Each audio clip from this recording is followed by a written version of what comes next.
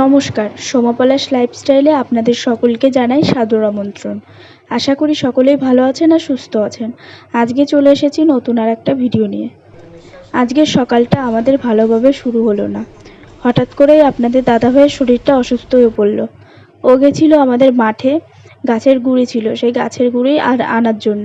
এবার হঠাৎ করে গাছের গুঁড়ি আনতে গিয়ে ওর ওইখানে বসেই মাথা ঘুরিয়ে চারিদিকে অন্ধকার দেখতে থাকে। তারপরে ওর ভীষণ অসুবিধা হচ্ছিল। তখন মা ছিল, মা তারপরে মাথায় জল টল দিয়েছে। এবার বাড়িতে উঠে হেঁটে আসার মতন অবস্থাও ছিল না, স্ট্রোক মতন হয়েছিল ওইখানে।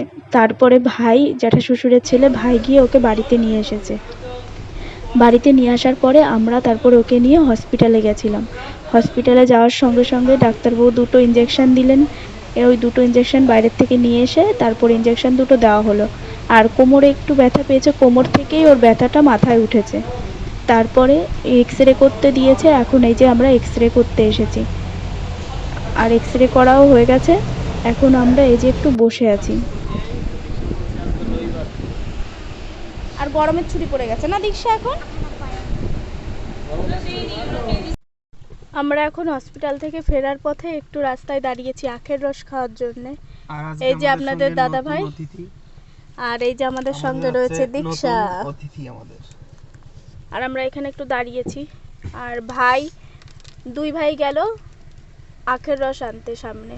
এইখানে আখের রস বিক্রি হয়, এখানে গেল। আর আমরা যে গাড়িতে বসে রয়েছি, বিভৎস গরম। আর আজকে আপনাদের দাদা ভাইয়ের তো ভীষণই খারাপ অবস্থা হয়েছিল, ওই জন্যই আমাদের হসপিটালে আসা। ঠিক আছে, তাহলে বাড়িতে গিয়ে পরে আবার কথা হচ্ছে। ওই সাইড দিয়ে দাও খুলে, ওই সাইড দিয়ে দিক, এই সাইড দিয়ে ইয়ে হয়ে যাবে। ওই সাইড দিয়ে নিয়ে নাও। দীক্ষাকে দাও একটা, তুমি নাও। দীক্ষা নাও, তুমি নিতে পারতে আগে।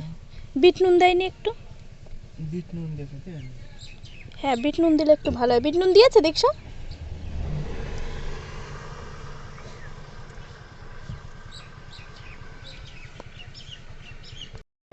বাড়িতে চলে এসেছি আমরা। আর আপনাদের দাদাভাই এই যে এখন শুয়েছে, আর আমি এখন রান্না করতে যাব। আমার মাও এসেছে খবর শুনে। আর এইদিকে আমি এখন মাছগুলো ধুয়ে নেব। মাছগুলো ধুয়ে নেওয়ার পরে তারপরে রান্না করব। আর আজকে রান্নাগুলো আপনাদেরকে দেখাতে পারবো না, কেননা ভিডিওটা করার ইচ্ছা নেই আজকে অতটা, ওই জন্য। আর রোজ দিন ভিডিও দিচ্ছি যেহেতু, সেই জন্যই এই ভিডিওটা করতে হচ্ছে। আর এই যে আমি মাছের ঝোল বসিয়ে দিয়েছি, শঙ্কর মাছ দিয়ে একটু ঝোল করছি। আর করেছিলাম চাল কুমড়ো ভাজা। আর এখন এই যে আমাদের বাড়িতে এসেছে পাটবান।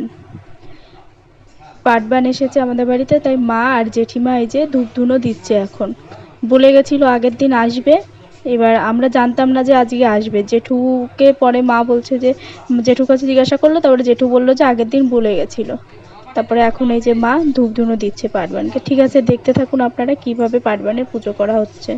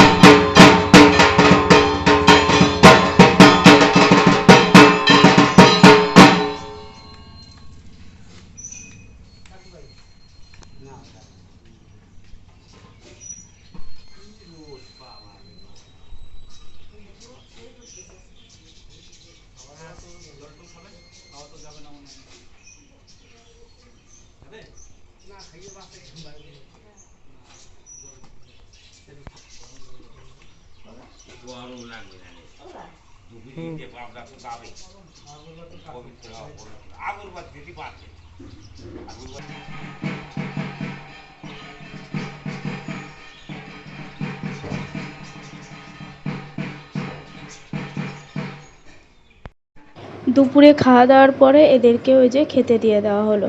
এ একা খাচ্ছে এখন, এরপরে কিন্তু এর সঙ্গে আরও দুজনা চলে আসবে। এদের মধ্যে দুজনা এরা সাহসী, একজনা কিন্তু ভীষণ ভীতু। এই যে ওই যে দৌড়ে চলে গেল, ও কিন্তু ভীষণ ভীতু। ও যদি খেতে দেওয়া হয়, এরা দুজন যদি দাঁড়িয়েও থাকা হয়, এরা দুজন খেতে থাকবে, কিন্তু ও কি করবে, ও দৌড়ে পালাবে, ও ভীষণ ভীতু। আর এই যে এই দুজনা হচ্ছে ভাই বোন। আর এরা হচ্ছে মানে আমাদের বাড়িতে একটা ইঁদুর নেই এদের জন্য। আর এখন এই যে বিকালের দিকে আপনাদের দাদাভাইকে নিয়ে একটু উঠান দিয়ে হাঁটাহাঁটি করছি। ও একটু বললো যে বাইরে গিয়ে হাঁটবে, সেই জন্য এই যে বাইরে আসা হয়েছে। আর এই যে আমাদের একটা নারকেল গাছ লাগানো হয়েছে, আর এদিকে একটা আঙুর ফল গাছ লাগানো হয়েছে। ওই গাছে মা জল দিয়েছে, তাই আপনাদের দাদাভাই বলছে যে কে জল দিল। তারপর আমি বলছিলাম যে মা জল দিয়েছে। আর ও এখন ঠিক করে মানে হাঁটতে পারছে না, মানে একটু কষ্ট হচ্ছে। আপনাদের আর দাদাভাই এখন এই যে সন্ধ্যার সময় এই যে বসে আছে, বসে আছে, কিন্তু কোমরে ব্যথাটা এখনও আছে। হসপিটালে তো নিয়ে যাওয়া হয়েছিল, এখান থেকে এক্সরে করা হয়েছে। আর তারপরে এক্সরে করার পরে কিছু ওষুধ দিল, ওইগুলো নিয়ে বাড়ি আসা হয়েছে, কিন্তু এখন একটু সুস্থ আছে। আর ওই যে ওয়াটার ব্যাগ, এই যে এটা দেওয়া হয়েছে জল গরম করে কোমরে সেঁক নেওয়ার জন্যে। আর একটু হাঁটতে অসুবিধা হচ্ছে, কোমরে ব্যথাটা রয়েছে তো ওই জন্যে।